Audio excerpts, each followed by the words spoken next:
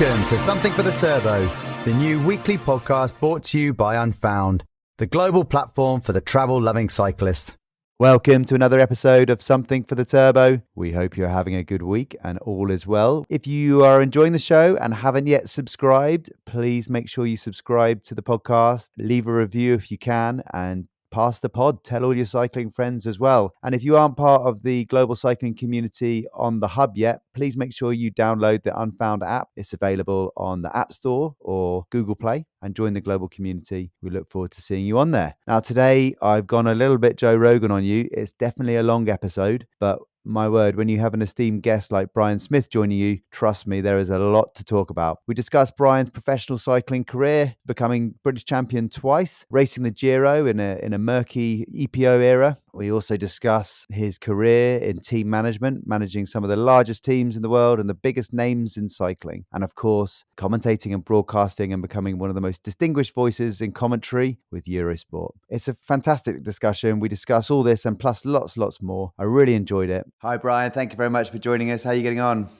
All good considering the last few months. It's been a difficult period for me, not having any work, which as anybody that works, they're always moaning about it and wanting to retire, but I get a little bit of a buzz out doing comms. So I didn't think I'd miss it so much, but I am. I miss that kind of buzz you get from commentating with your commentator next to you, the buzz of the race. And, just recently I've been watching a little bit, I've been trying to watch some of the Burgos race, and you kind of miss that, the unpredictability about cycling I miss. But on the flip side, I recently lost my mother.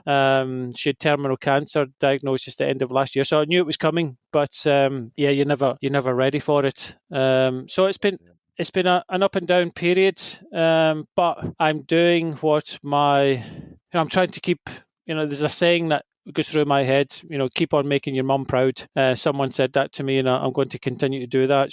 I filled her front room. Every time I was on Eurosport, I filled her front room, and so I want to try and continue doing that. Yeah, well, she was a cycling lover. I mean, maybe that's a good place to start. You came from a family of cycling lovers, didn't you? Yes, I did. I was quite fortunate. My mum and dad were in the Johnston Wheelers. My mum and dad actually met through the Johnston Wheelers. I'm an honorary member of that club, and they used to go away to Italy for a month at a time on holiday, and both of them fell in love with the country. At one stage, to go over there, it wasn't flights or anything like that. I think there was 4 over 6 foot tall lads went over there. My mum was 5'2". She went over with them, and they used to go on these kind of cycling holidays. And I remember, hearing about my mum and dad talk about it. And quite recently when I was up in Scotland, you drag out the old photo albums and kind of reminisce. And they had some really good times. And when I was younger, when I first started cycling, I was kind of forced into it a little bit. I was a footballer. My brother was under 16 Scottish schoolboy champion. I've got a twin sister. I rode the bike a little bit just more for leisure than anything else. And I remember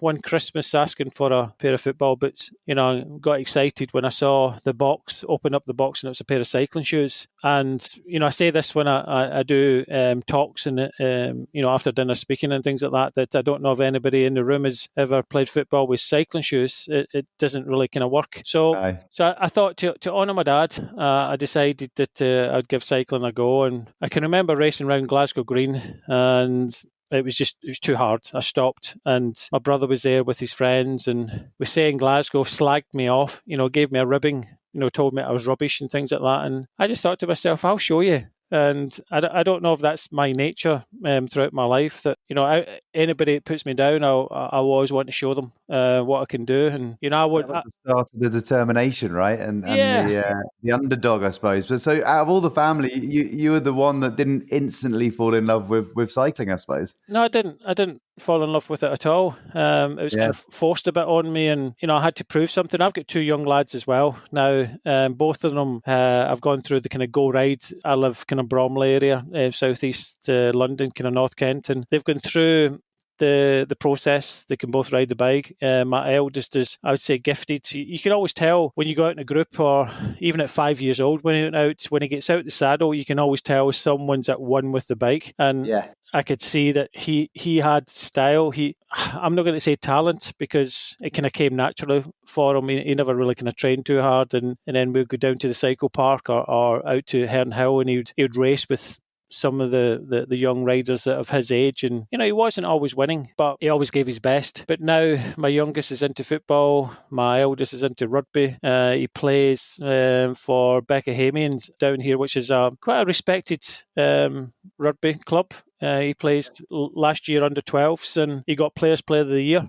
So he's doing really well, and both of them still get time. But I don't think I'm going to push them the way my dad did. The kind of subtle hints. I'm going to let them find their way. If they choose cycling, then I've got full respect for all the fathers out there that have got top riders in the peloton, because I know what it's like in the peloton. I know what it's like to be a cyclist. I know how hard, and I know how disciplined they have to be, and I don't want to interfere. It's good for me to go along on a Monday and a Wednesday night in rugby training and just sit back. I just sit back and let the coaches do their thing. I don't interfere, don't get involved. And I think that if that was cycling, I'd maybe want to get too involved and I'd get too stressed about it. So they're enjoying their sport at the moment. I'm not going to pressurise them into cycling, but for me, cycling was something I did to please my dad. And one of the first few races I rode that year was the Scottish Schoolboy Championships, and I managed to get second in it. And then all of a sudden, someone was there from Scottish Cycling saying that you now qualify to ride the British Championship. And I'm going, what's the British Championship? I couldn't comprehend. We're down to the bull ring in Birmingham with the top under 16s in the country. I was only 14 at the time. And there's a massive gulf between a 15-year-old and a 14-year-old. And I think I finished about 17th and got absolutely battered. But there was something in there that I decided that I want to keep at it. I want to keep going. I want to see how good I can get, as long as I can improve every year. And that's where the switch clicked for you, in terms of doing it to please your dad, and then actually the intrinsic motivation to wanting to see how good you could be yourself. I think it was a part of that. I was talking to one of the rugby coaches who was going on about his son, that there's no competitive spirit in his son. Well, he sees my lad, and when I'm there, he tries that harder, he sprints that much more, he can see he's putting the effort in, and it's something that you can't put into someone. Either you've got that competitive spirit or you don't, and there's no point forcing it. And I just said to him, look, he's one of the coaches. He wants, and I can imagine what conversations they have at home. Being a coach of the rugby team, his son doesn't want to do anything. He'll go along to the training just to be with his friends for something to do.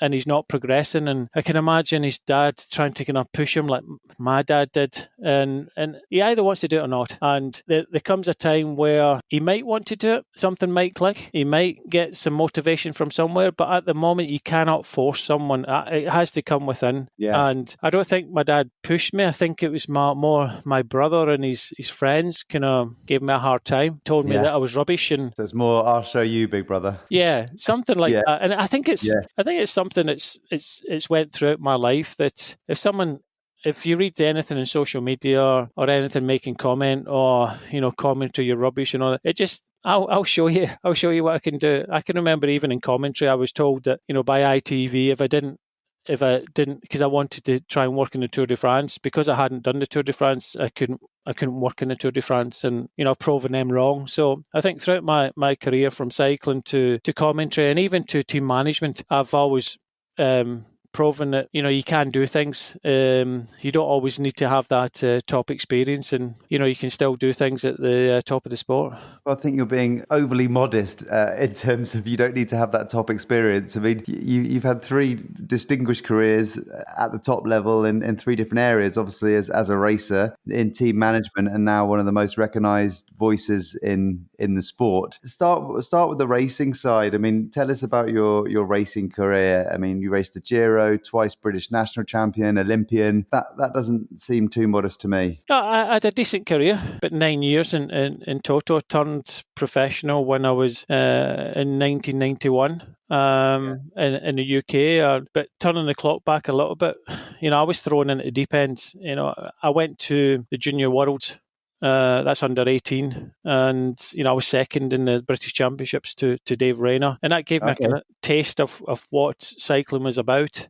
Got my bike stolen the night before the race and had to borrow one of the track riders' bikes, which didn't kind of help. I was involved with a crash in the first lap, but I finished the race, and that's what I went to do. I wanted to go and finish the race. Mario Cipollini finished fourth. He went on to win quite a few races in his career. So everybody develops at different levels. And then I turned senior. There was no under 23, so there's no kind of buffer.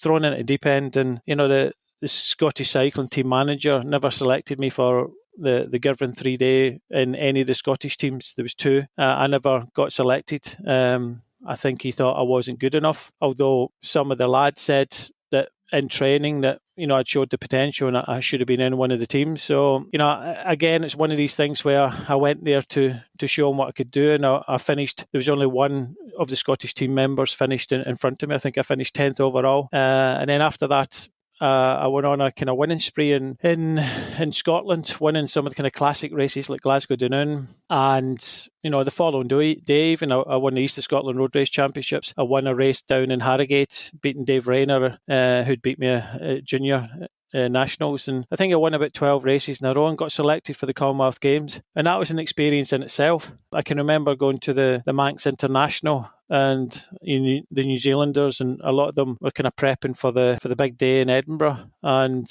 I just didn't have that strength that they had. I was only 18 and I didn't have the strength of a kind of young 20-year-old, especially when it went over 100 miles. And I can still remember going to the Commonwealth Games. It was a great experience. I didn't have to travel far because, I'm brought up in Paisley, which is Glasgow, and it was only a 45-minute car ride through to Edinburgh. So I didn't get the big experience of, travelling, but it was a home Commonwealth Games. Yeah, amazing. And I can still remember the feeling, because I'd never experienced anything like this.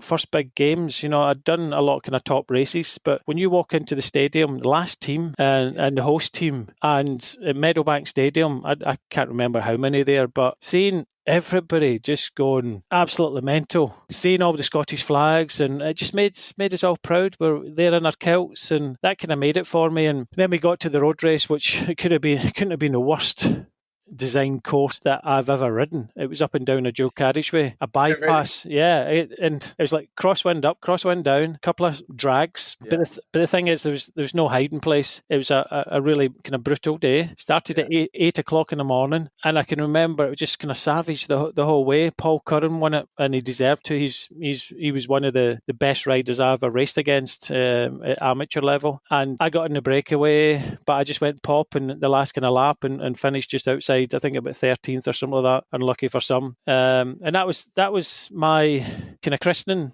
sort of thing. That year was a big year. Okay, I was winning some races, but up against some of the more international riders, it was difficult. But I always wanted more, and I went to the Commonwealth Games again in 1990 in New Zealand, and I was there to win a medal. And there was 4 of us. Went down the road, 2 New Zealanders and a Canadian and myself, and unfortunately I crashed. I crashed quite badly. They'd resurfaced the road and they'd left kind of lumps of tar on it, and it was a days of just normal bar tape. It wasn't like the kind of corky, more grippy stuff that you got now. So with the sweaty conditions, I hit a bump, a lump of tar in the road, crashed, and the other 3 went on to take the medals. So that was kind of really kind of disappointing for me, because I think before then I think there was only one Scottish medalist, and that was Brian Temple in the 10 mile. There was no road medals, no nothing. So we'd been 4th in the team time trial, the Scottish team. So I really wanted to win a medal, and I think I was capable of doing that. And even when that year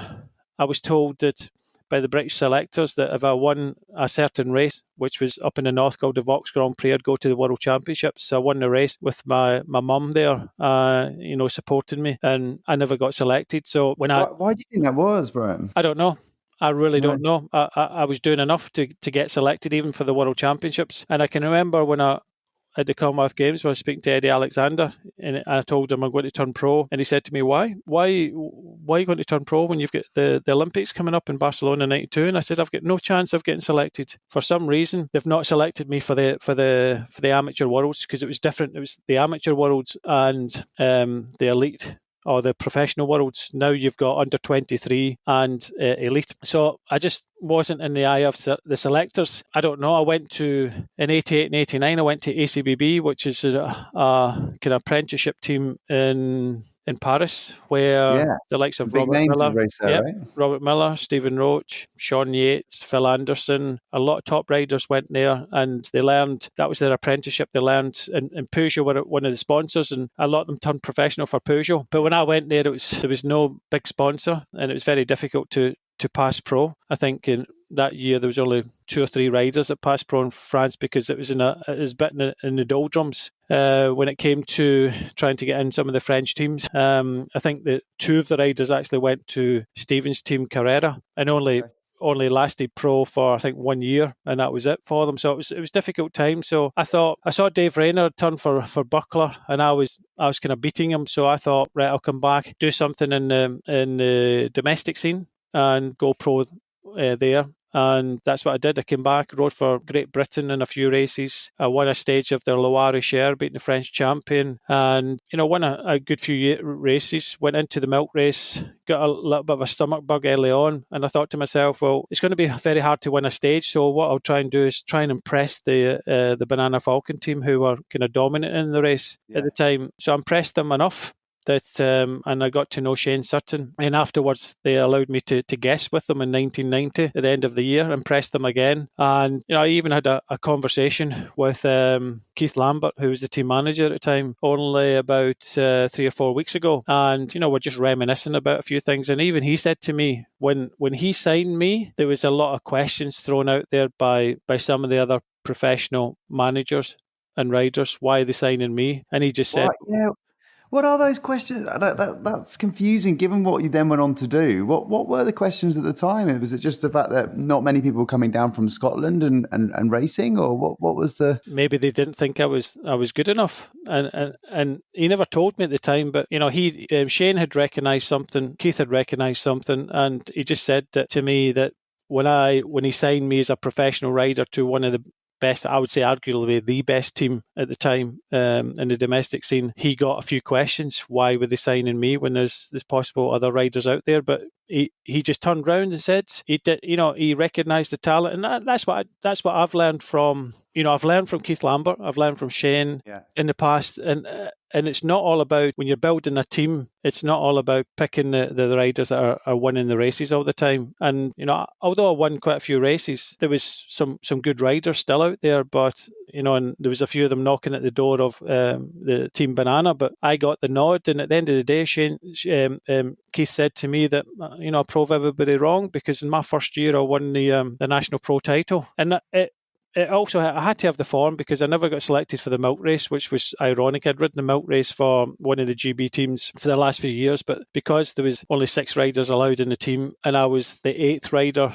and the newest rider on the Banana team, I never got selected. But it just made me that more determined to make sure I was training hard. And I always, if I found out somebody was doing this in training and that in training, I would just try and train harder, and that's what I did every year. And I went to the nationals at Newport, and I thought that some of the questions that was asked of me, I was being used as kind of a bit of cannon fodder, but it worked out in the end, and I won the race. And luckily, my twin sister was there to see me do it. So that was good times, and that gave me the confidence, because the year before in the nationals, the amateur nationals, I'd finished 6th, and Shane came up to me. It was in Dudley, and Shane came up to me and said, "You should have won that." And I went, "I know, but I just wasn't confident enough." And I don't know if that's something that it comes from.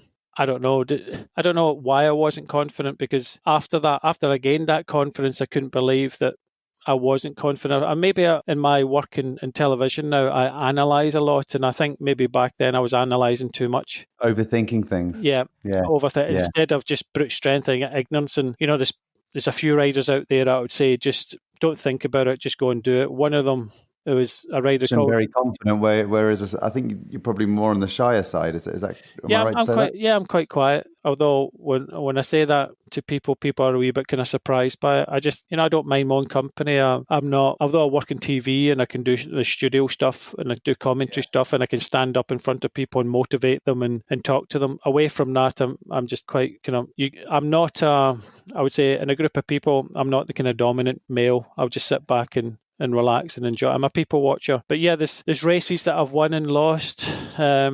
Again, I should have, regrets where I should have maybe just attacked and went for it. And, the Nationals was one of them.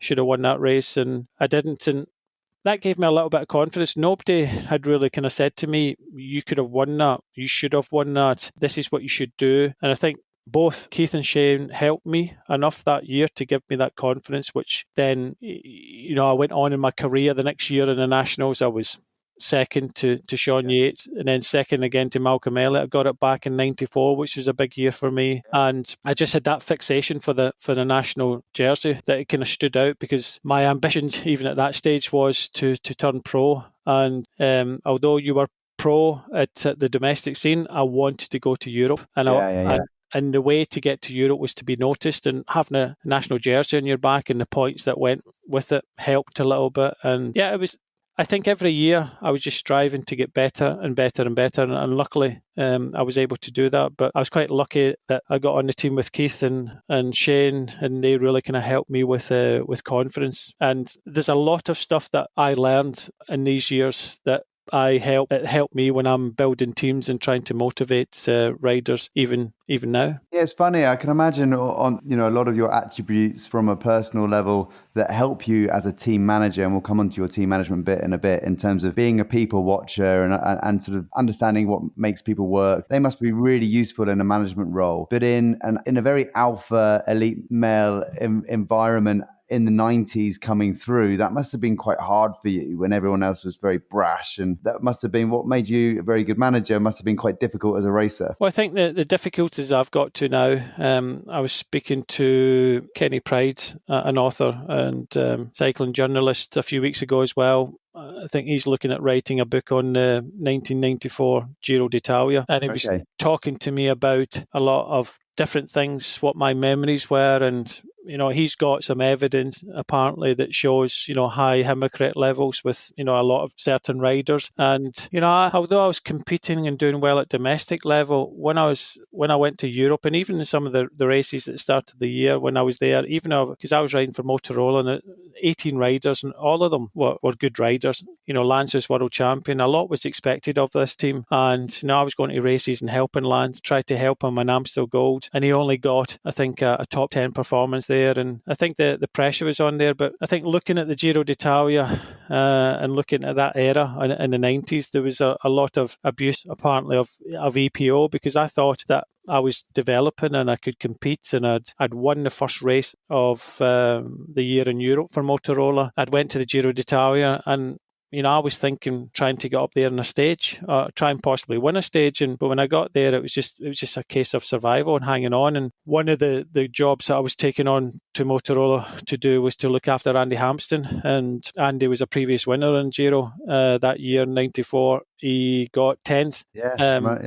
But I think across the whole team, we weren't competing. We were in the numbers and the mix and getting results, but not winning. And I think there was a lot of that came down to this new kind of wonder drug that everybody was using. And what was the sense at the time, Brian? I mean, hindsight's a wonderful thing, right? And I think it was a definitive moment in cycling history. But when you were in the mix, going from town to town, week to week, race to race, were there murmurings? Did you have an inkling that something was going on, or you look back now and it's a lot more obvious? How do you look back on that time? Because it changed your career in some regards, right? Yeah, I maybe I was a little bit more naive.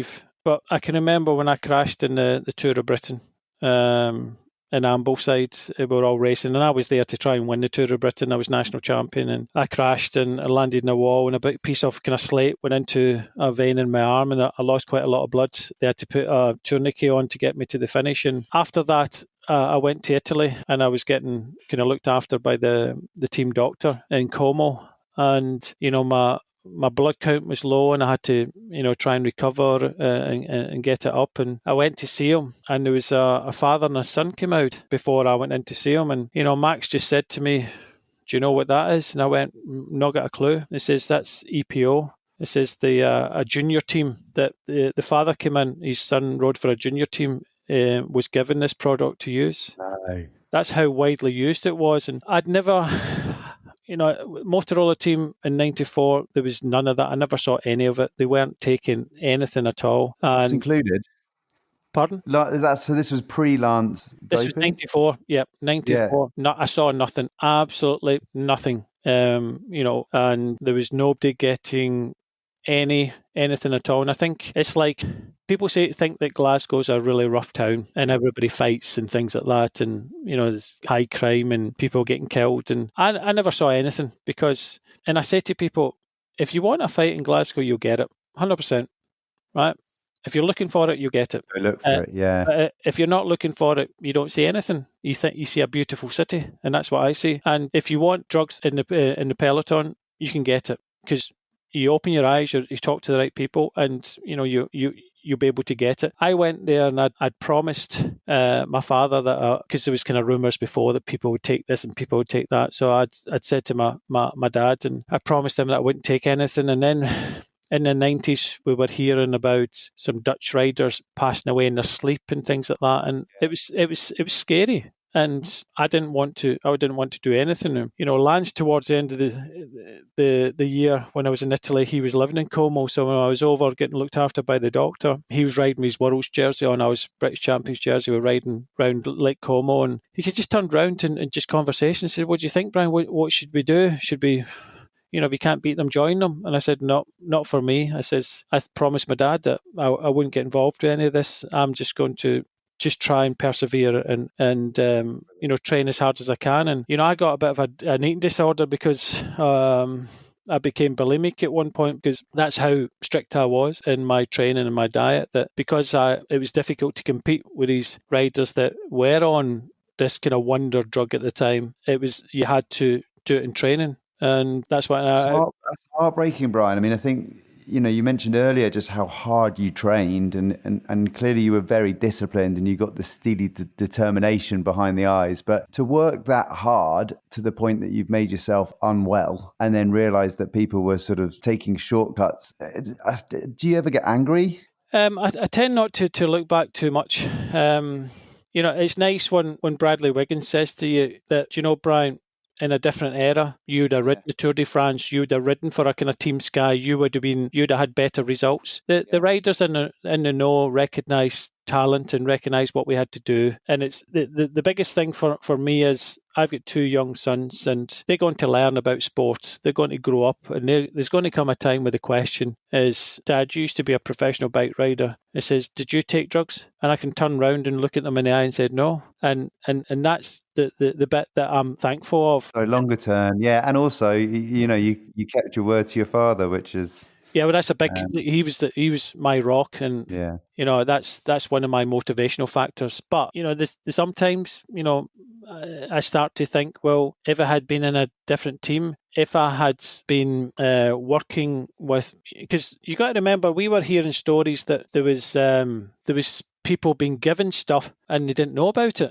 Really? We were hearing all sorts of these rumours that they didn't know about it. There wasn't technically a test for it either, so it wasn't really. Do you know what I mean? Yeah. Yeah. So we didn't know about these things, and there was rumours that people were getting sick because they were taking it, and because they didn't know they were taking it, and you didn't know what to believe. To be honest with you, it was just scary. But then you look at some of the riders that were around in that era and the results they got, and what they've done in cycling, and they've done well for themselves. Would they have done well being clean? Maybe not. But look, you can lose a lot of sleep over this. Right? Yeah, you can lose a lot of sleep over this. You can learn, move on. I had a clean career. I rode the whole way through the Giro. All of my 9 years, I rode it completely clean on bread and water. I even tell people this now, and they can't believe it, that I was riding, I was competing, I was winning races.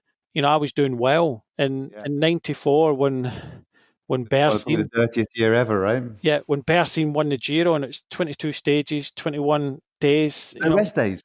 Yeah, no rest days at all. It was absolutely brutal, the race, and I finished it. I think there was riders determined to finish. I know, because they told me, and they couldn't because it was just a savage year in the Giro d'Italia. But the thing is, I think like most sports people, maybe they get tempted, but I think if you were taking any performance enhancing drugs, it's a shortcut for training. I thought that I could train harder than anybody else and compete with them. They just became lazy. They never trained as hard, and they thought the easiest way was to take a performance enhancing drug. I think quite often these things are painted in the mainstream media as being a black or white decision. I think it's incredibly complicated, and it's never as simple as it's made out. But I don't want to speak about Lance too much, but I'd be keen to get your views just on him as an athlete pre-doping then. I mean, his work ethic and his natural ability, what was he like? I had no problems with Lance. I still don't have any problems with Lance. If I phone up, he still takes my calls. He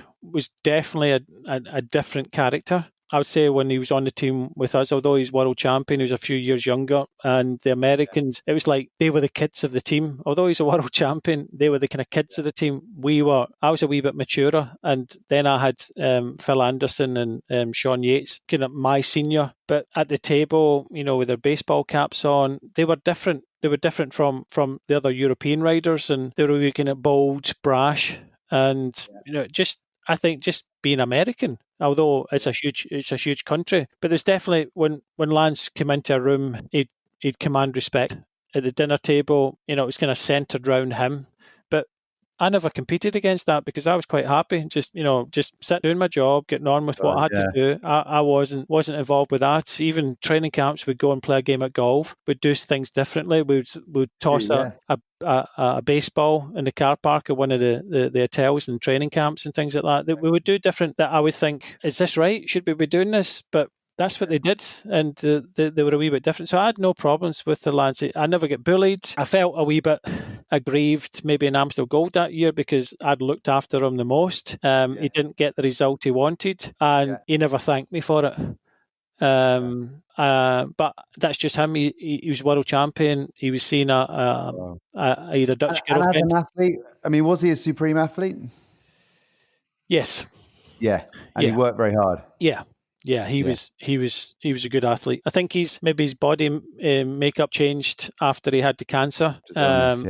And he lost quite a bit of muscle because in his early years he was quite stocky, he was quite muscular. Yeah. And triathlon background, wasn't he? Yeah, and then I can remember seeing him afterwards, and his body shape had changed with less muscle, bit skinnier, but he was always determined. He was always brash, up for a laugh, determined. I never had any problems with him.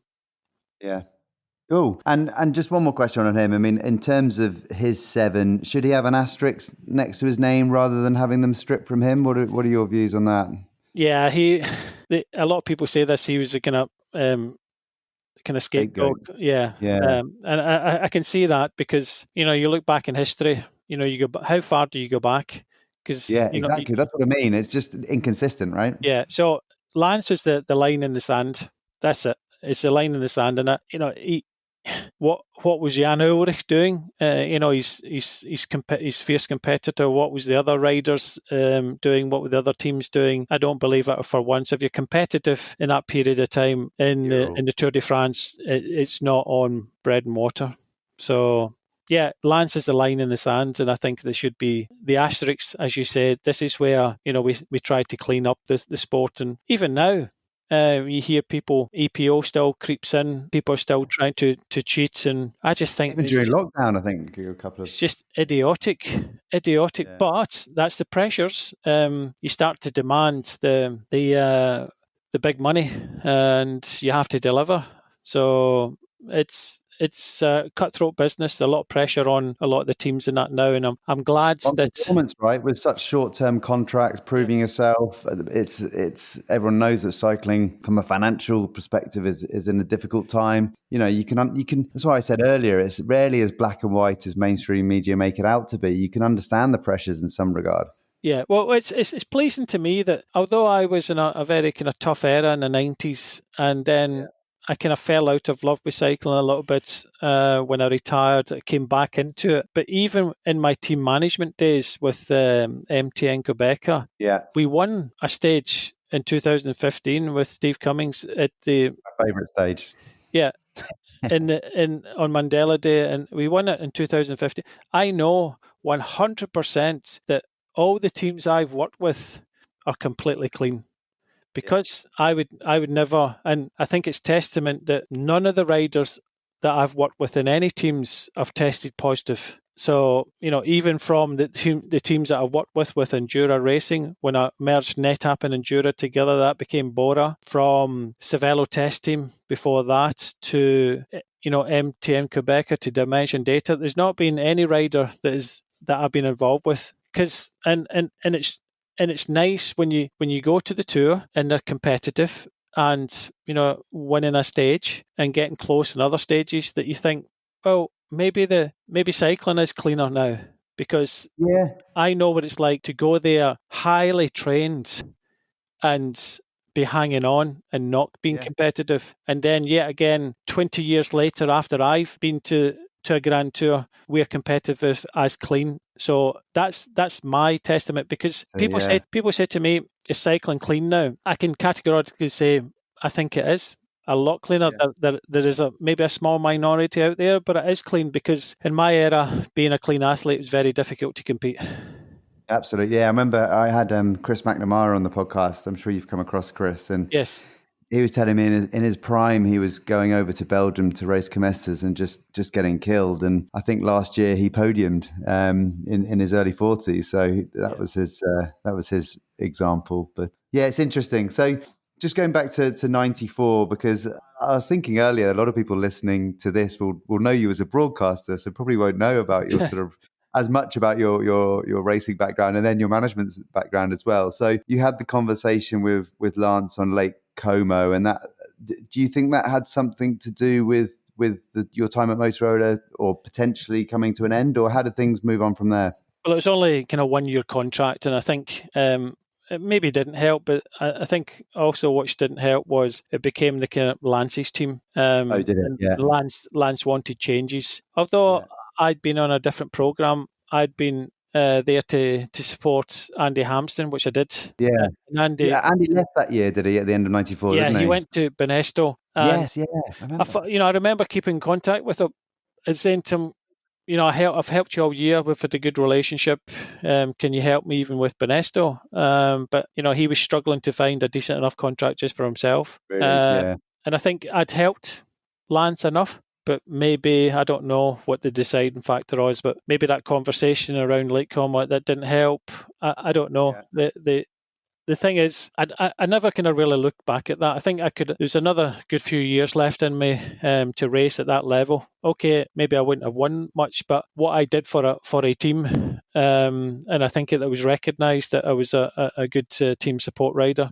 To me, it wasn't all about winning. Some riders they have to kind of win something or they lose confidence. Me, I'd kind of learned that I'd do my job, I'd get confidence, I was doing something that I loved. Yeah. And then I got the call that, a couple of weeks after that conversation, that I wouldn't be kept on. And I can remember Henny Kuiper, shouting at the team management saying that you can't do this. He's national champion. He's finished his first Grand Tour and, winning the first race in Europe for you guys. And, you have to show respect. So, I think Henny had respect for me. I think getting my first year under my belt at that level would progress me up with the, the kind of background of racing that I have, because sometimes, and I'm glad they've got a couple of years for the youngsters, because sometimes it can take a year or two to build strength to get to that level. Yeah. Of getting that kind of race speed and, that level. So I only get one crack at it, and, that was it. It was back down. So then I decided that I always wanted to go to the Olympics. Olympics were in 96, a couple of years afterwards, that I'd maybe look at the States. And that's what I did. So I went to the United States for a couple of years. I didn't know that. Yeah, got to the Olympics in 96. Atlanta, right? Yeah. We went there. There was only 5 riders, Chris Boardman, Malcolm Elliott, John Tanner, Max Chandry and myself. So I helped Max. Chris Boardman decided just to do the time trial, not ride the road race.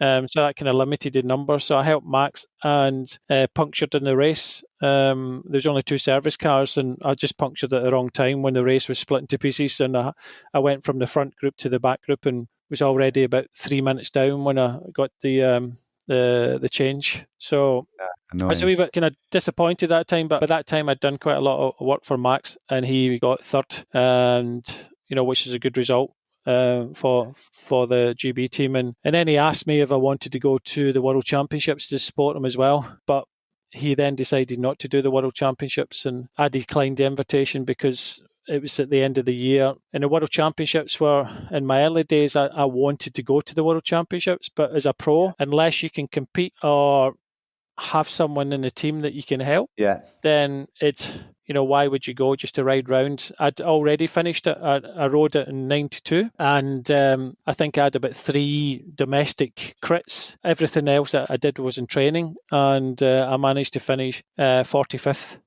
in the World Championships, beating one of my idols, Sean Kelly. So I'd already finished the world, so there was nothing else to prove. So unless you were going there to compete or help someone else win, then I decided that to do all that training, to go out there just to ride round, just really wasn't worth it. Yeah. So when did you finish up racing? What year was that? I finished in 99.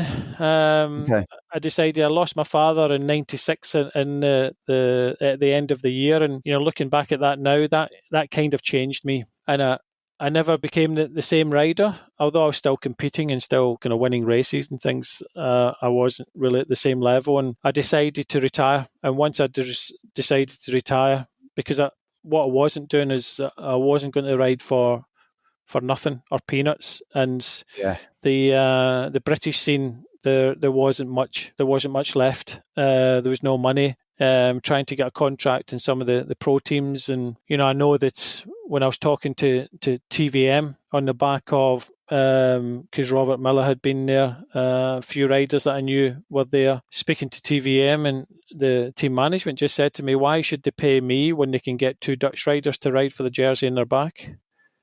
And I couldn't argue with it. I couldn't. There was no minimum wage, there was no nothing. So I just decided that where am I going to be in 4 years' time? I says if I ride for very little, I can still win races and make very little money, but in 4 years' time I wouldn't have progressed. Yeah. So why don't I stop and try something else and do something else, try and look at a different career? And that's what I did. I went into sales, set up my own kind of sales team, hitting targets, doing well with that. And so away from cycling completely, do you think you just fell out of love with it and needed a break from it a little bit?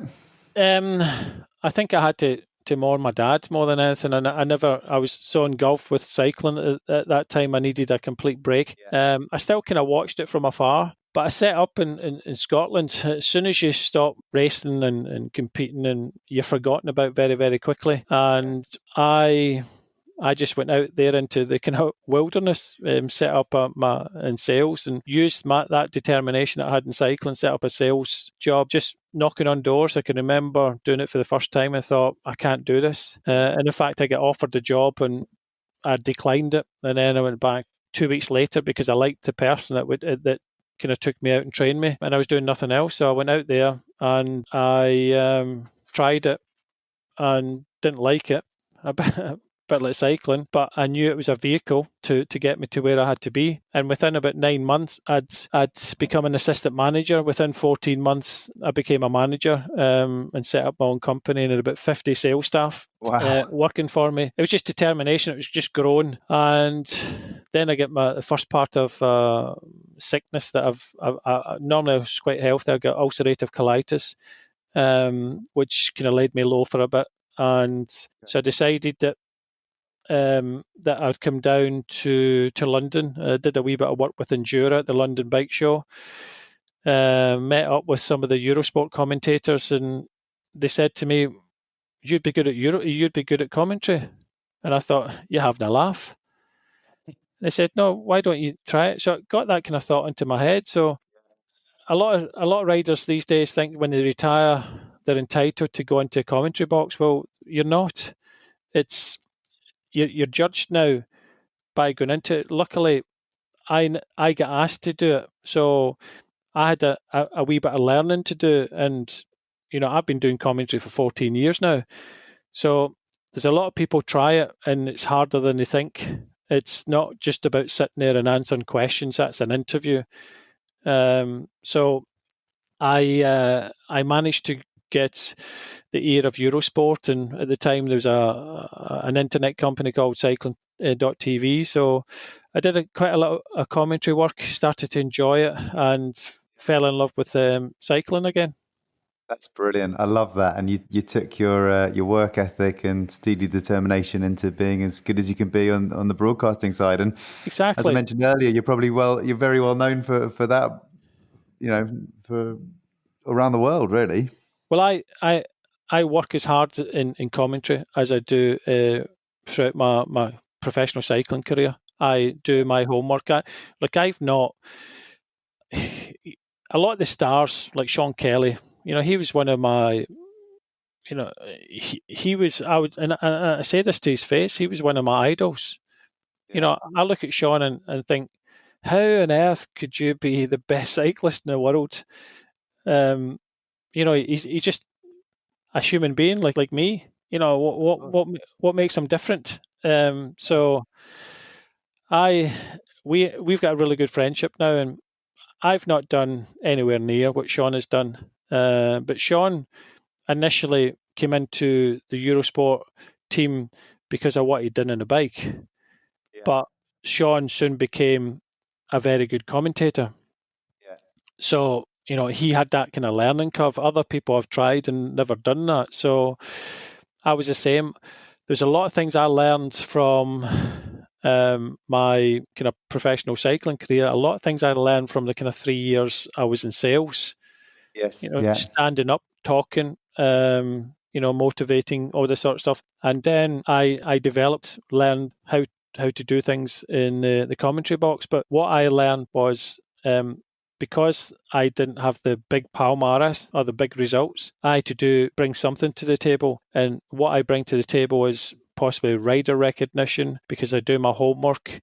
I watch cycling all the time. And it's just, you cannot come into a commentary box just with a start sheet. And some people have done it, and some people still do it. You get found out. It's all about homework, and spending the time. And that's what I did. Preparation. I think your Palmeiras is pretty decent, to be honest. But and also, compared to Sean Kelly. Yeah, okay, fair enough. And then there's your third career. You obviously had some very happy days in the team management side of things. That came through the Endura side initially, wasn't it? And then Endura NetApp, and then on to No, it started before that. Did it? Yeah, I got invited by CSC to the Tour de France in Alpe d'Huez, and CSC were on the fringe of winning that year's tour with Carlos Astra. Yeah. So I went along and, done the hospitality stuff, and, was given a bike, never went there with any clothing. Given clothing, we did a small lap and climbed up Alpe d'Huez and sat there and drank, beers and wine and things like that. And then I couldn't help notice that one of the main bike sponsor was not at the CSC hotel. They had their own gig, which we went there for the race. They were right next to the race with about 2 kilometres to go, had a barbecue and things. So I got to know Gerard Vroomen and Phil White. So the next day they asked to meet me. I was standing there in the car park, and they told me that they were going to build their own team, and they wanted me to help them. And I was like, okay, then I can do that.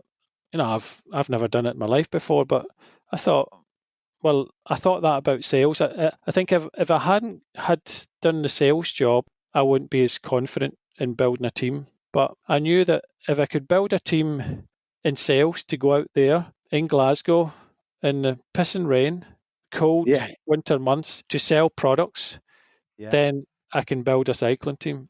Yeah. So I just thought I can do that. So it was only a few days until Paris. So I went out, used my contacts. Luckily, I think you can burn bridges in cycling, and I think throughout my career, everybody that I met, I've been courteous to no matter what. And, my phone book is always, I had some really good contacts, and I was quite lucky that way. So I just started making a few phone calls, couple of the stages I went along to, especially the time trial stage, and started talking to a few riders, started to gain interest, and then I had a meeting in Paris, and then we sat down. So I told them what I thought, and they just shook my hand and told me they've already signed Carlos Astra. I had to then go away and sign the rest of the riders and staff. And so for the and that year was 2008. Yep. Because I know that because I had a baby in March. So okay. there was I. Well, I never had the baby. My partner did, and there was I sitting in my house on the phone, talking to riders, talking to rider agents, feeding the baby in my lap. And there was days where I would just have my loungewear on from morning to night, because to build a team, especially at that time, most of the top riders have already gone because they've signed at the Tour de France. So I had about 4 or 6 weeks maximum to build a team. And the what I learned, especially through my kind of sales job and things like that, I wanted to talk to everybody. That was essential for me. I had to talk to everybody, because what I learned from sales was I could tell in the first few minutes if someone was interested or not.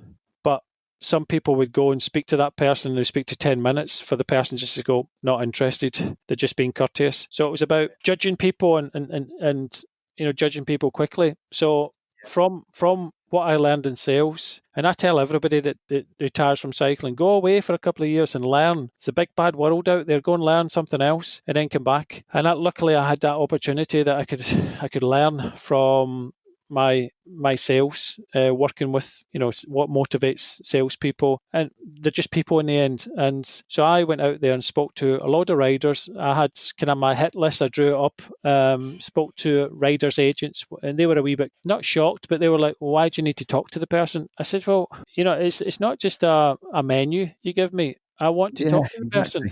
I want to see how they are. Dynamics, right? You need to, exactly, figure out their motivations And at that time, some of the agents out there were sharks. They were just interested in making money. And I don't think it's about getting a rider in any team. The team has to fit together. And so I started building the team, and it was starting to come together. And I can remember meeting because one of the big targets was Thor Hushovd. And I can remember sitting in Zurich, and what he was demanding money wise, we just couldn't afford it, because it would have put us over budget. So we were talking to a nutrition sponsor at the time. So we made the call to the nutrition sponsor to try and confirm that. And once we got the confirmation of that, we made an offer to Thor, and he decided to take that. And I remember Thor phoning me that night and thanking me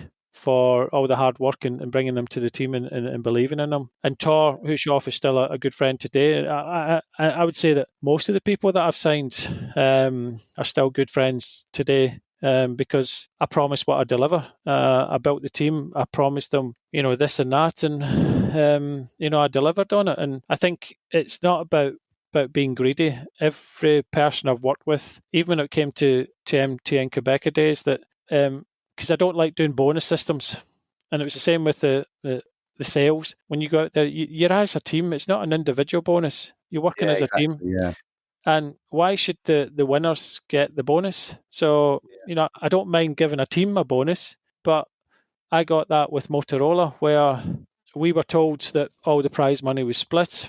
Then all of a sudden, some of the Americans and Lance and that went over to do the Triple Crown, and they didn't want that split. They wanted to keep that to themselves and split it between that side of the team. And I just thought, it's just not unfair. And I don't like that. And it just brings animosity into a team. So trust, doesn't it, either? Yeah, I don't like bonuses at all. If you do well and win big races, the bonus for me is, if you've got a 2-year contract or a 1-year contract, I'll rip it up and do another one for you for more money. Because what I do, when I look after that budget, I've got that budget for the year. If you start putting in budgets, and I spoke to another team manager about that he'd done a bonus system and he paid out almost $1 million in 1 year. Almost $1 million. That can cripple a team. Yeah, if it's not in the budget. So why have $1 million sat there just in case you use it, just in case you're not? I want to use that budget to enhance the team. So I've got a budget each year, so I know what I can spend each year. So if someone comes up to me and does the results, and I'll say, I'll rip up that contract, renegotiate for the year, and put them on more money for the subsequent years. Yeah. And that seemed to work. They seemed to like it, and I was true to my word. And I think one of my kind of biggest signings, although I think, all of my signings are good, but one of the biggest signings is probably when I signed Mark Cavendish. And, the year before, in 2015, I think he won one stage, the Tour. He was riding for Quick Step. Yeah. I could see that he wasn't overly happy, and, he'd ridden for Sky before that. And I just thought, right, we need to get him back.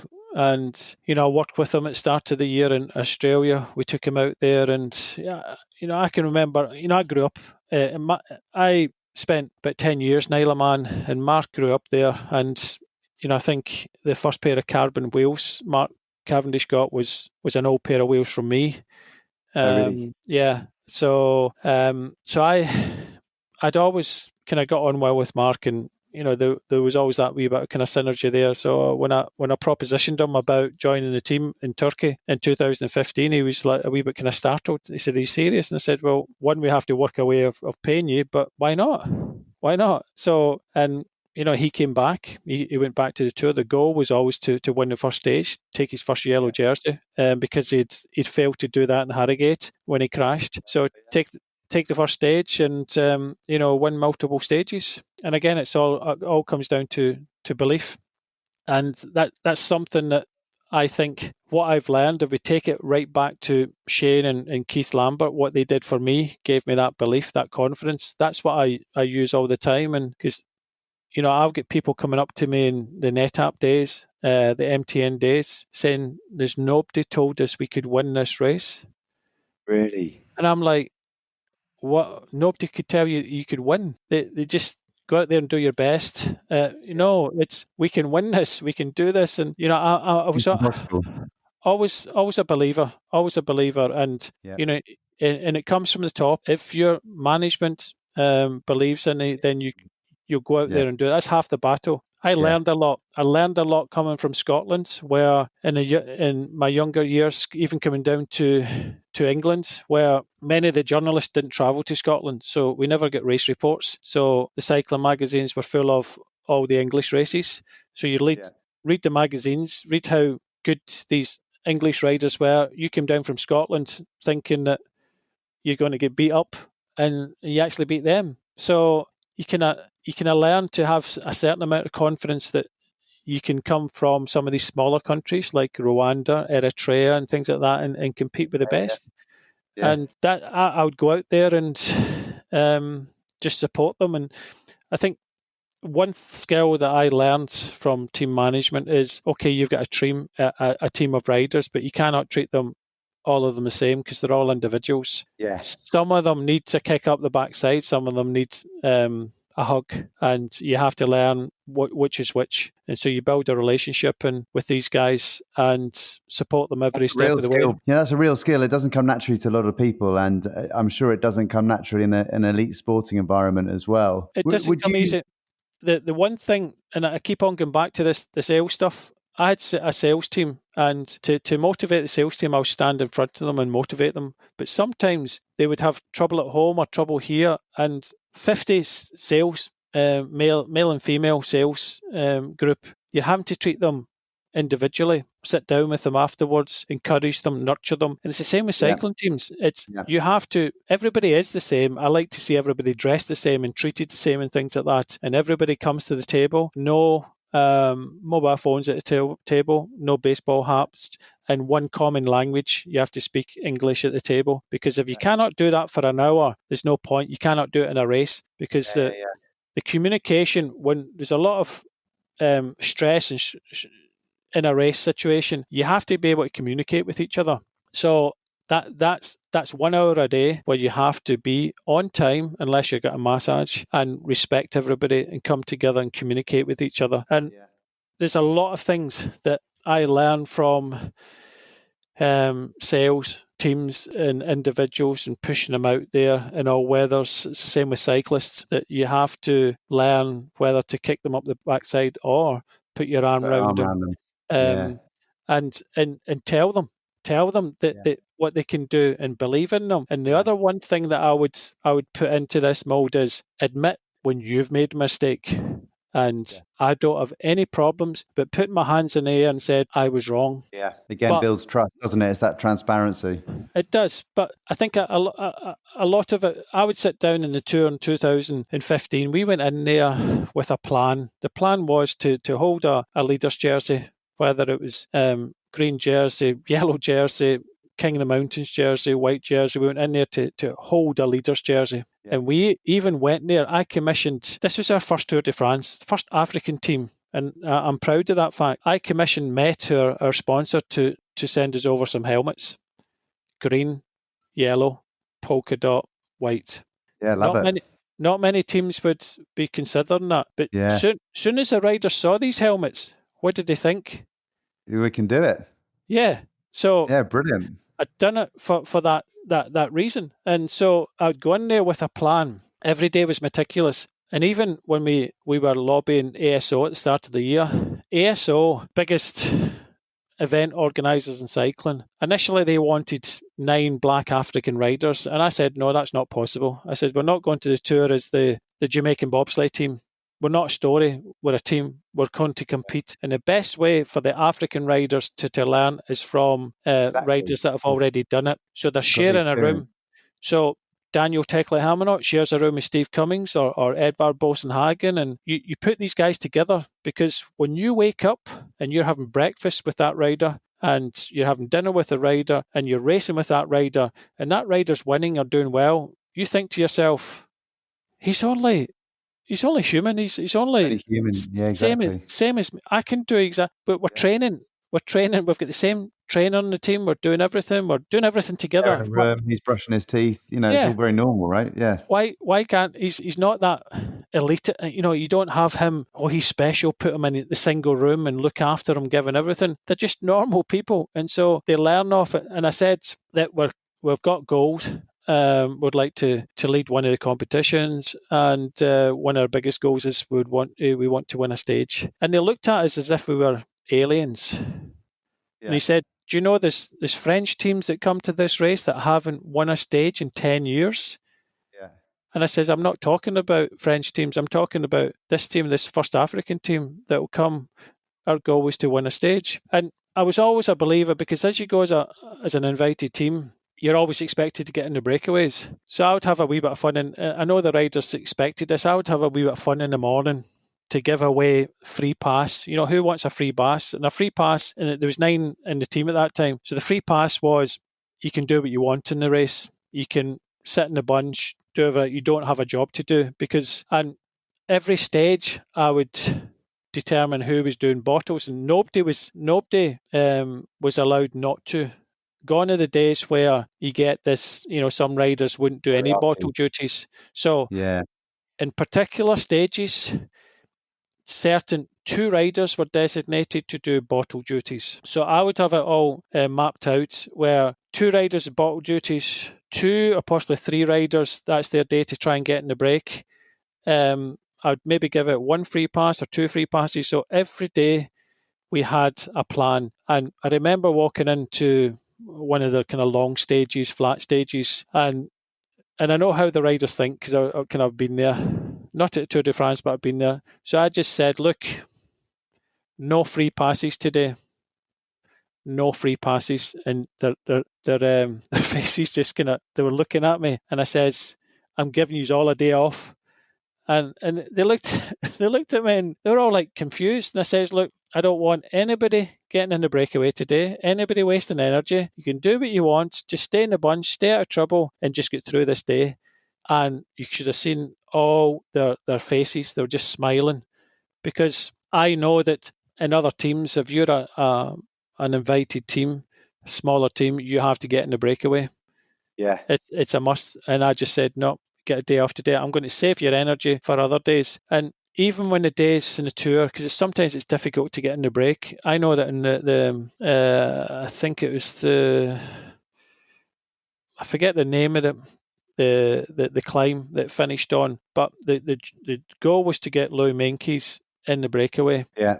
And I'm watching the radio and things like that. I can hear Boasson-Hagen, Meintjes. What had happened was, and I didn't know it at the time, but Louis had missed the breakaway because Louis is so small and he's not very good at keeping position at the front of the peloton. And that's what a lot of these riders find it difficult. The climbers, when it's full gas, it's all the kind of classic type riders that are bossing away. And it's very difficult for a tiny wee guy climber to get in the breakaway. But we needed him in there. And so next minute we heard Boasson-Hagen, Meintjes.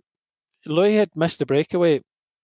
Edvaldo got him on a wheel and took him half a way across the gap, pushed him into the breakaway, and then sat up and went back to the peloton. But we'd got our goal. And this is what I'm saying about everybody had their goal to do. Yeah. And Edvard's goal was to make sure that Louis got him in the break. And he did it. And to have a rider like that help you get in the breakaway. How do you think Louis felt? Yeah. Louis, he's not going to want to let him down now, is he? No, of course he's not. Of course he's not. Even in that Mandela Day in 2015, I said, look, 2 riders in the breakaway, Reinhard, Janse van Rensburg and Steve Cummings, that's it. Do what you can, keep them near the front, but 2 of them, Reine went down in a crash, so it left us Steve. And then Steve eventually got in the breakaway, and I announced the numbers. If we get 24 riders in the breakaway, we get Steve in there. And everybody was like, whoop, whoop, yeah, go Steve, go. Most other teams would be getting, get on the front and chase. We've only got 1 rider there. Yeah. We had our rider, or one of 2 potential, but we had a chance of winning, and that's the chance we were going to go with. And it was Mandela Day. And I know that some teams would have thought 1 in 24 on Mandela Day is a special day. And I think maybe some of the other teams looked at us and thought, well, they can chase because that's a massive day for them. They've only got 1 rider there. We thought, no, that's the plan. And it's amazing when you think that this is, although it was Mandela Day and with special helmets on and everybody knew the pressure was on us today, 1 rider. And that 1 rider who'd been saving himself, and it was difficult to hold Steve back, but that 1 rider, that was the main goal. And that's what we did. And everybody was so happy that we got Steve in that breakaway today. And how he finished that off was amazing. Oh, it's unbelievable. I was very lucky to have him on the podcast a couple of weeks ago, and he shared his memories of it, including me asking him, why was he on the front going into the last couple of corners? But where were you watching it? I think it must be even harder for the management at times. Where were you watching it? Were you in the car? Where were you listening? Talk us through how that felt. Well, I've not got too much of an ego. I'm their support. I think the whole way through the Tour de France, I did about 2 or 3 interviews because people are coming up to me and asking for interviews. And I said, there's my sports directors. Go and talk to them. That's it. Go and talk to them. It's not Brian Smith's team. This is MTN-Qhubeka, and you're talking about tactics and other people. Go and talk to the sports directors. I was calling the shots, of course, in the race car. But what I did was we had a plan where we'd a Team Car 1, Team Car 2. And what I decided that day was I was going to stay back and send Team Car 2 forward. And it's quite normal that Team Car 1 is the car that stays with the main peloton, and Team Car 2 goes up and looks after the breakaway. Sometimes that changes depending on how we feel at the time and how we want to best support. But I thought this was a big day, and I thought I didn't want to pull rank. I didn't want to say, right, I'll go up, leave everybody behind, and Team Car 2 will look after the rest. So I sent Team Car 2 up there, and all I said to Team Car 2 was just give him technical stuff. Do not encourage him, because that's one thing that Steve doesn't like. He doesn't like people saying, come on, Steve, move up, do this. All he wants to know is details. The technical nature, the details. That's it. Yeah. So I think cool. I think the radio was fairly silent for the rest of the stage, because I think the sports directors in Car 2 were a wee bit frightened to say anything, because I'd told them just technical, don't encourage. So how does it work? Are you also are you watching the race as well? when you're in the car, or do you have live commentary on? How do you keep abreast of what was happening at the pointy end? See, when you're really in near the pointy part of the race, right in the action, the TVs don't tend to work. And in fact, a lot of the times I'll be communicating with Team Car 2, because Team Car 2 is, so you've got the first 22 two team cars, and you've got commissary cars and various such. So you've got about 30 cars behind the peloton. And then you've got another 30 cars behind, all in order. So when you're a little bit towards the back of the bubble, you can get TV pictures. But when you're right in the middle of the bubble, you don't really see anything. It's too much interference. And so I'd be communicating with Team Car 2, because we had kind of radio communication, because they could see pictures and they could tell me what was happening more, because we weren't really getting it. The technology kind of really wasn't there, and we're getting too much interference. So that was one of the main reasons why I decided that it's probably better I try and stay back, maybe try and get a better signal. But throughout most of the tour stages in the years, you could really get too much of a signal. If you got it, it was a bonus. So you're just listening to radio more than anything, and that's one thing that Radio Tour is good at. They tell you absolutely everything. But in that breakaway, there was a lot of climbers like Uran and Pinot and Bardet. Yates was also there. So I'm thinking to myself, well, Thibaut Pinot is confident because he had his team. He was riding for Française des Jeux at the time, and he had 2 or 3 teammates with him. So they seemed to be dictating the pace. And there was a climb just before the last climb, and what we decided at the start of the day was possibly for Steve to go long and not leave it until the last climb, because the last climb never really suited him. Yeah. So it was to maybe have a look at things, but the pace and the tempo that Française des Jeux were setting, it just wasn't possible. So when I seen this happening, I got the communication up there was just to wait, save all his energy, wait, because there's no point trying, because if Steve went off the front, Française des Jeux riders would just bring him back, and that'd be a wasted effort. So just wait. There's a wee bit technical run in towards, so I just told them to communicate, traffic islands, sharp bends, all that sort of stuff. And I can remember that we went on to the climb, and I said, well, there's nothing much we can do. We just have to listen for race radio. And when we hit the climb, all I could hear was Pinot, Bardet, and the riders that were getting dropped. Not one mention of Steve Cummings. So what I gathered from that was Pinot and Bardet was in the front, and Steve was somewhere in between, but not dropped, not passed, because what that red card does, the riders that are being dropped, it'll pass. So of 24 riders, you're hearing this rider dropped, this rider lâché. So we never heard anything from Steve. Steve couldn't have disappeared. So where is he? And you don't know what's happening right in and made no pictures. Cool. So I'm like, oh, and we just sat there. Although we are on the climb, we're seeing nothing. We're hearing nothing. And all of a sudden, the race crackled.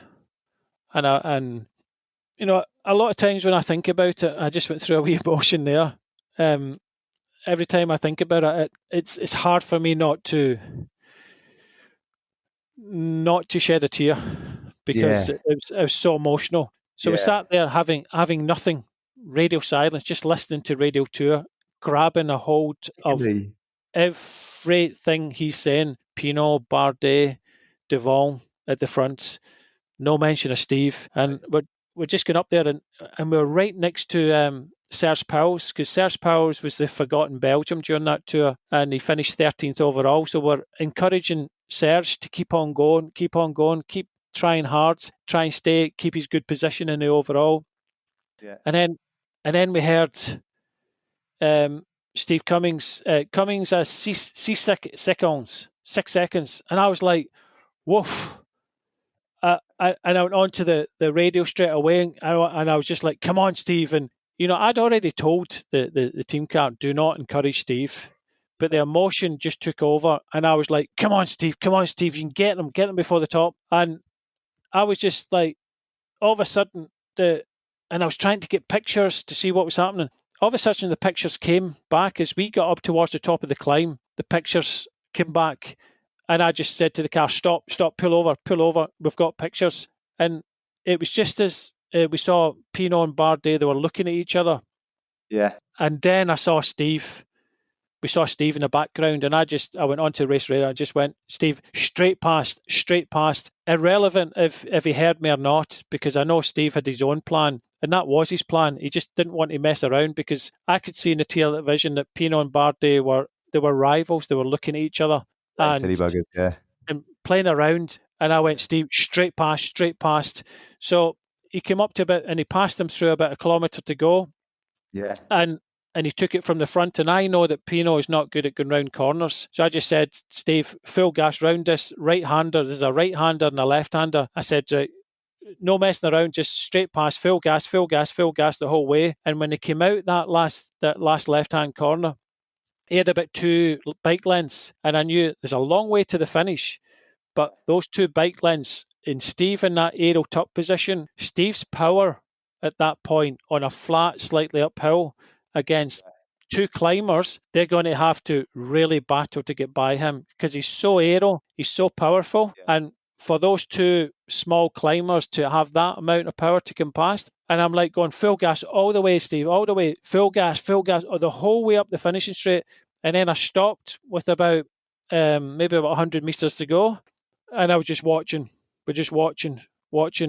And next minute, from behind, the mechanic put his arms around me, in the front, and just said, "We did it, boss. We've done it. Wow!" And I was like, straight on it, because all I was doing was that long finishing straight. All I was waiting for him to put his hands up. When you put your hands up, most of the time anyway, you know you've won, right? And I was just waiting. Look, everybody that watches that said they knew when Steve caught them he was going to win. It's never a given. And I just wanted to see him throw his hands up before I could celebrate. That last 100 meters where I was just waiting, felt like 10 minutes. Just waiting. Yeah. And amazing.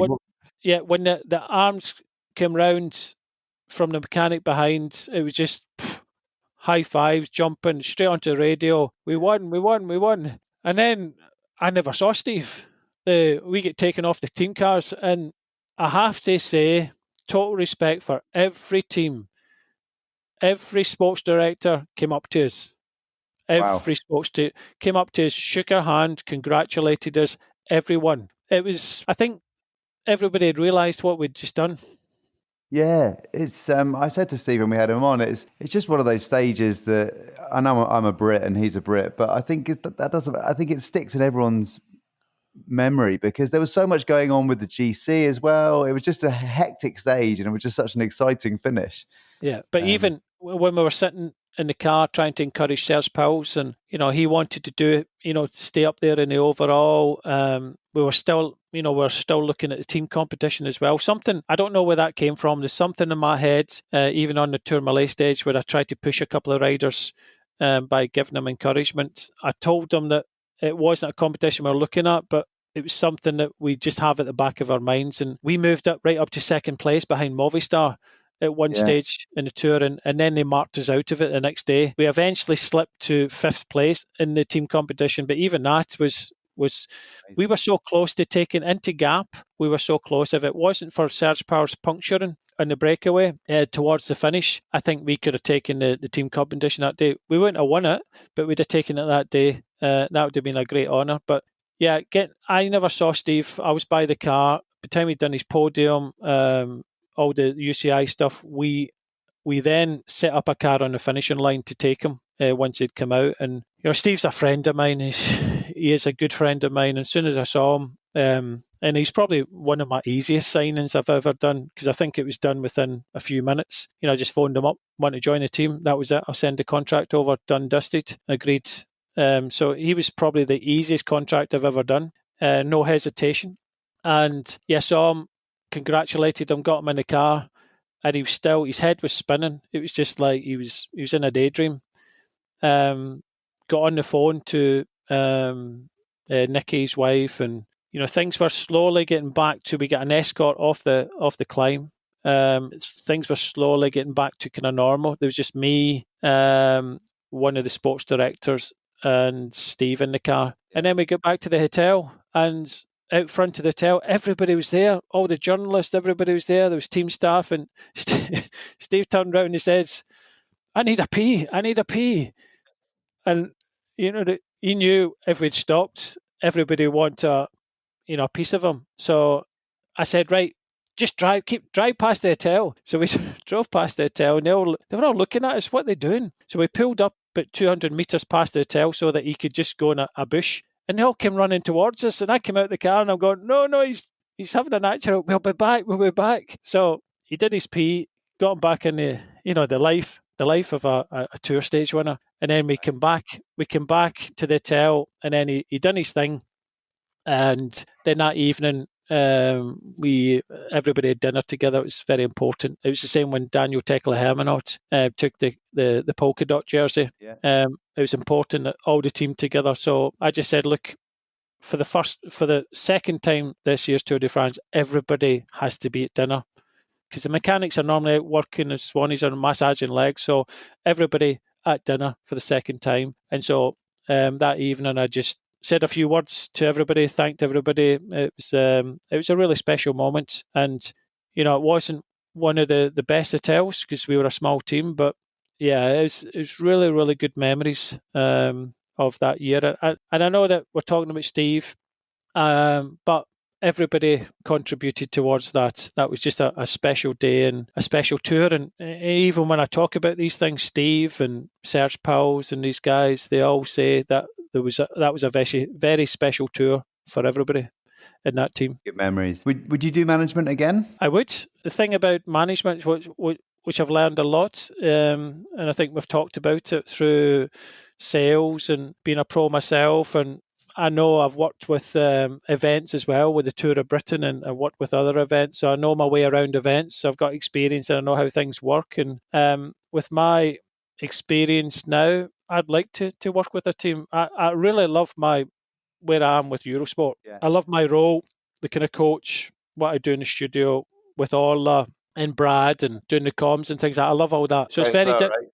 Yeah, it's very difficult to fit a kind of team management, and I don't want to become a sports director, but definitely I would look at maybe consulting with a team. What I do like is, and I met Marcel Kittel recently. He's becoming a brand ambassador with Endura, which I am. It's the first time I'd met him a few times, but never really got to know him. And I really got to know him. I was doing an interview with him the next day, and I was asked to go and talk to him for 5 minutes. That 5 minutes turned into over an hour. We got on really well. I said to him, I would have loved to have worked with you and helped you. And it's one of these things that I look at riders that are probably not punching where they should be, and it's these type of teams that are struggling. Teams, I don't want to work with, although I think I could work with. I don't want to work with an Ineos or possibly some of the top teams in the world. I want to work with teams that maybe need a bit of help, support, and I think that's where I come in. I like to become a problem solver. I was going to say maybe a team that's hit a bit of a cultural rut and needs a bit of some fresh ideas and just a bit of care and your sort of emotional intelligence, dare I say it, I think. Yeah, it's just, I think I'm pretty good at pulling people together and sorting out problems. And, I've managed to do, Mark Cavendish in 2015 to 2016, he was the same person. It was just his mentality. It's how we changed things. It's how we thought of him. It's how we, you hear this all the time, reinvented himself. Well, he didn't. He was pushing the same numbers, everything. It was just this kind of mental block that he had. And I had a laugh with Marcel about it, that in 2016 wasn't a good time for him because Mark Cavendish, I think, had failed to beat on a one-on-one basis or one-to-one basis. He'd failed to beat Marcel Kittel until he won that first stage of the Tour and took that yellow jersey. But everything was geared, everything went perfect. And some of the times you need that to happen. But the confidence Mark got from that meant that he went and beat Marcel another 3 times and won 4 stages. Isn't it? It's amazing. And Marcel's a nice guy. Yep, lovely guy. Both of them are great guys. 2 very different guys, but it just goes to show you that in sprinting, and I'm not anywhere near the level of sprinting that these guys are at, but with the amount of television that I watch and look at, I can see things. I see things not with a blinkered approach, because too many people just look at their riders and their team, and I analyse everybody together. And there's a few little inputs that I had with probably Mark that maybe helped. Well, I'm saying they helped. I don't know if they did, but it's very difficult for these sprinters when they're getting told, right, for the next 4 or 5 hours, guys, you're sitting in a peloton and you'll be judged in the last 10 seconds. Yeah, it's unbelievable. That is pure pressure. For the GC contenders, just finish with a bunch, don't lose any time. Yeah, the sprinters, there's so little margin for error as well, right? Yep. I mean, milliseconds, it's incredible. I wanted to ask you and I know I've taken up a lot of your time, so I'll wrap it up quite quickly, but with regards to you've got quite a unique background in terms of you've been an elite rider, you've done the team management piece, and obviously you've seen the sport from the commentary and the broadcasting side as well. Where do you think the sport is? Do you think that the COVID, the lockdown situation is a watershed moment? Do you think we're going to see big changes to the structure of the sport? And what's your overview, your general view from that side of things? Well, I think this is a great opportunity to reinvent cycling. It needs to happen. There are too many powers, and these powers are just kind of looking after themselves. Yeah. I think the teams have a little bit more time, because believe it or not, as soon as you finish a cycling season, there's not a lot of great time between finishing one year and starting to prep for the next year. So now we've got kind of months and months. And I know that Velon represent many of the top teams. ASO are the big power in the events, UCI, and the governing body. So I cannot see them all getting along together. And I think the main problem with the teams is they feel as if they've got absolutely no power at all, and that's why they signed up with Velon. Yeah. And I think it's going to be very difficult for them, because economies aren't that great, and we're already finding out that CSC, I think, will be pulling out. Other teams not in a good financial way. Kind of everybody's looking for sponsors. It's not a great time, so I think teams have to look at other sports, maybe look at the business model that they've got. There's been a lot of talk about business models in cycling, and the revenue. How can we get revenue into cycling? Because apart from track racing, maybe cyclocross, nobody really kind of pays. No ticket sales, which have got reliant on sponsorship, isn't it? Yeah. So it's all reliant on sponsorship and brand awareness. So I have been talking to a few people. I've looked at this, and I think cycling teams have to build their own brand. And you talk to someone away from cycling, and they get so confused, because teams can change names every year, and they need an identity, because Liverpool's Liverpool, Man United's Man United. They stay the same.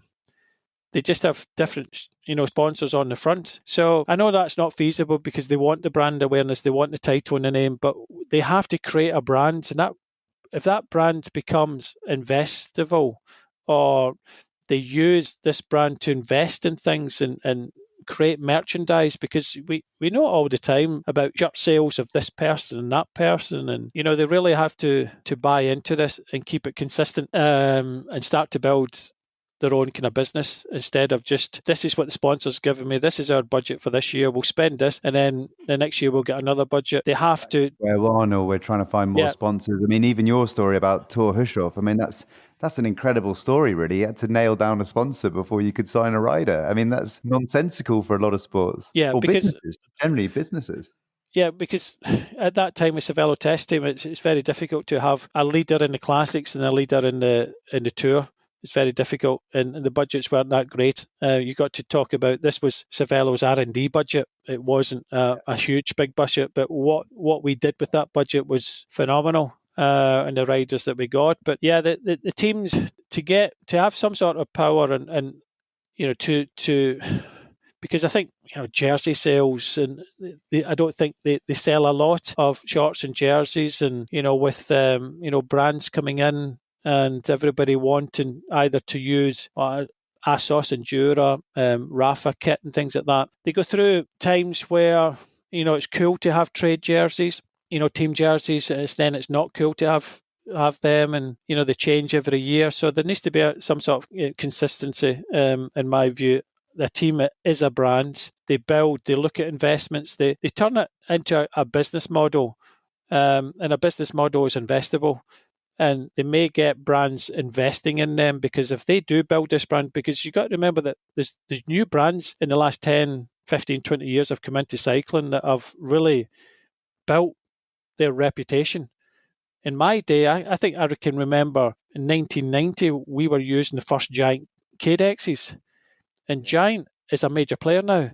You look at some of the clothing brands that have come in the recent times. So a team can build their own brand, and people want to invest. And it doesn't have to be just one investor or a brand investor. You can have your own brand investors or people giving you sponsorships, but you can also have your own investors. And if these investors come in, and that brand all of a sudden might be sold down the line to another company that wants to own that brand. And they have to look at themselves more than just looking at bringing in sponsorship, and they have to look at themselves as a business. Agreed. It's too one-dimensional. I think it's historically been too focused on, column inches in newspapers and television coverage, both important things. But I think the world's moved on in terms of just how powerful social media is now, and the potential opportunities there for cycling teams and businesses as well. I've got a lot of good ideas about how to bring in money into a team and what they should do. Hopefully I'll be speaking to one team soon that are already kind of thinking about this type of thing. But you have to build a team or have a sort of business model that people would like to invest in. And I'm not talking about huge amount of monies, but if someone wants to invest in this, because you hear this all the time in other businesses that take shares out in this company or that company, it needs to be an investable model, and it has to make money. So how do you make money from a cycling team? I know I've got my ideas myself, but it's the same with football teams, ticket sales, various other things. That's where they make their money. So where can a cycling team make money from? And if they get that sorted from, and they start to build, because, like a team of Ineos or a team like DuConic Quickstep, what is their fan base? You can't really put a number on it, because you look at Man United and they get 74,000 people. Ticket sales, X amount of shirt sales and everything else, sales and season ticket holders. Why don't you build a season ticket holder type of thing model with a cycling team where you get a lot of bonuses that no one else can get? I agree. So there's different tiers of bringing money into a team and making it something investable. Yeah, got to be more commercial, right? I think teams are probably trying to, with good people like yourself putting your brains towards it, I'm sure we'll see some changes and solutions in the coming years. We shall see. Look, I got 3 quick questions for you, and then I must let you go. But I wanted to ask you your favourite race or day on the bike as a racer, as a manager, and in the commentary box. Okay, my favourite day on the bike, and I'm going to speak about one thing recently.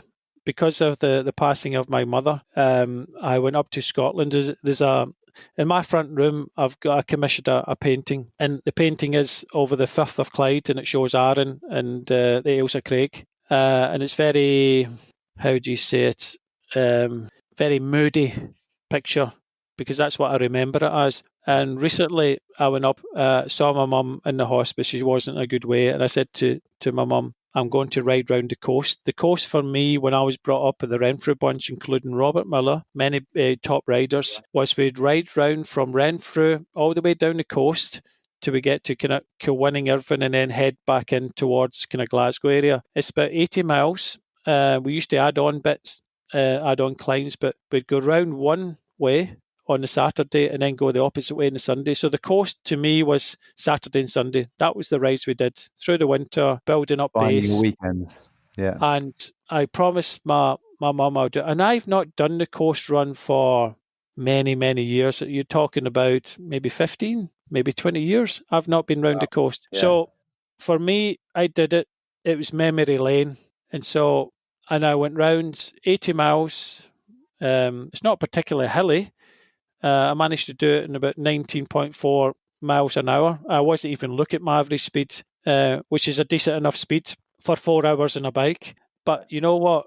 I was full of emotion. I was full of memories, and I think that's what makes it a special day on the bike. Some people might think that a special day on the bike might come in a race, when you win a race. Like, the first British Championship, I was so nervous, but the second British Championship I won, I took it all in, and that was better. Amazing, because I was. Was that your favourite racing day, the second British Championship? I would say my second British Championship, because I'd won it the first time, second for 2 years, and then I won it the second time. But the most important thing is my mum and dad were there. My mum and dad had witnessed their son winning the British Championship. My twin sister had done it the first year, but they went over there. Okay, there was a bit of pressure on me to deliver, but having my mum and dad there winning it for the second time. But the second time you win something, you take more of it in, because the first time I won it, I didn't have a clue what was happening. I was so serious when I came across the line. I didn't know what to do. I was zipping up my top, and I was so deadpan faced. People said to me, "Why weren't you smiling? Why are you not showing emotion?" I said, "Because I wanted to do everything right. I didn't want to make a mistake." And, I just thought, coming up that finishing straight, there's so much pressure on me. They're all clapping, they're all cheering for me. I have to do everything right. And but the second time it was a bit more relaxed. I was on my own again, riding for Motorola. My mum and dad were there, and that made it a kind of special day. And as a team manager, it has to be Mandela Day with Steve. Yeah, what a day that was. And then obviously, so when did you do you've just done the coast ride? Done the coast ride about 3 or 4 weeks ago when I was in Scotland, and it was only a few. Did you have blue skies? No, I got absolutely soaked about 3 times. That seems apt. I did it in Scotland. I think the average temperature may have been 13, 14 degrees, maybe that's saying something. But it was short sleeves all the way around, and just stopped once to refuel. But so many memories, and it didn't matter to me. I actually did it, some Instagram stories as we went round, and people followed it the whole way. And there's a lot of people commented on how great it was, and that I had to do it again. But I had to recover a wee bit afterwards. But I tell you, because my brother asked me, because he's still riding, he said, "Average speed, you." To be honest with you, I don't know if it was the emotion and the memories or whatever, but some days that you ride the bike, you're on kind of float days. And I used to take the mickey out of people. No day's a float day. I've never won a race in my whole career where I've thought, I'm just floating. Every race that I won, I had to try hard. Bloody hard work. Yeah, it's hard work. Cycling's just hard. Any sport's just hard work. There's no easy days. But that day, I felt no pain in my legs at all. No pain. Yeah. I'm talking about, I'm 53 now. I probably ride 40, 50 miles. To do 80 miles was a bit of a challenge for me. And that's why I said to my mum, I'm going to ride round the coast for you, Mum. And I think that motivation kind of helped me round. Next few days, she kind of passed away. But it was just the memory, the scenery when it did kind of brighten up a little bit. But there was kind of nothing stopping me. And, where I live in kind of Kent here, I go out and I'm just exploring. But when I actually, when I ride in Scotland, I've got a memory around every corner. Isn't it lovely? It's a great way to finish, actually, just to hear that someone who's had such a brilliant race career and done so much in the sport can still find that kind of cathartic joy of just getting out and taking a trip down memory lane on the bike. Well, there's one thing that I did do when she passed, and the week afterwards, I came down back home to my family here in Kent, and I thought, I've done 80 miles and I've done another 80 miles. What about 100? I've not done 100 since I raced. You're talking about over 20 years ago. So I did my 100 miles, and I saw that. You came into Surrey, didn't you? Yeah, I came into Surrey and West Sussex and things like that. That hurt a little bit more, I have to say, but it's a bit lumpier down here than maybe a coast ride. But 100 miles, and that was just something that I don't know where it came from. I thought, right, came back here. Yeah. I did a couple of days of feeling a wee bit kind of up and down, emotional, and I just thought, right, 100 miles seems a good enough idea, and I just went out there and kind of ticked that box. So, yeah, look, I enjoy cycling. Anything over 3 hours is a bit of a kind of chore, if I have to be honest with you. I'm enjoying, swifting. Even the other day I went out with, my partner, Kerry. Her father is an He was 1972 Munich bronze medalist in team pursuit. Wow. So it's in the genes then. Blimey. Yeah. So she went out. She was going out with her dad. So I thought, right, I'll take you out because they ride a lot slower than I do, and her dad refuses to ride with me because I ride too fast. So I thought, right, I'll go out with her. I really enjoyed it. So now that my kids are into their sports, and the other half is starting to ride her bike, and we're starting to enjoy it more. And look, most people think it's all about the competitive side of things. I was brought up youth hostel, and I was brought up, camping. I was brought up with the outdoors. Staycation to me is just normal. I love the great outdoors. And there's something now that I see a lot of riders and that are doing now is putting a bag on the back and doing a wee bit of touring. Yeah, I love this whole bike packing movement coming in. It's going to be brilliant. Yeah. I definitely want to get involved. And one thing that I'd love to do is I'd love to do a wee bit of bothying where you can just go and in fact, while I'm on this call, Steve Cummings is calling me. So you must know that we're talking about him. It is a burning. Yeah, so I'll just tell him, Steve, I'm on another call. I'll call you back. Okay, I'll phone you soon. Okay, cheers, mate. Right, so... I'm keeping that bit in. I'm not editing that out. That's pretty cool. So... Yeah, no, you make friends in cycling and you stay friends. So, we kind of keep in contact. But yeah, I love, they've done up a lot of bothies in Scotland, just getting into the wilderness, roughing it a little bit. I like all that.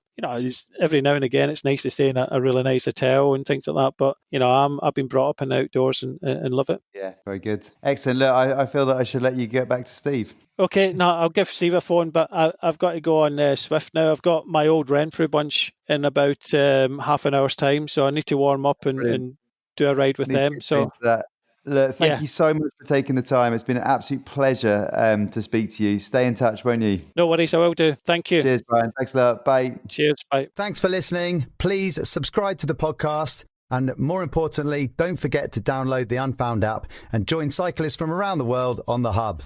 We'll see you on there.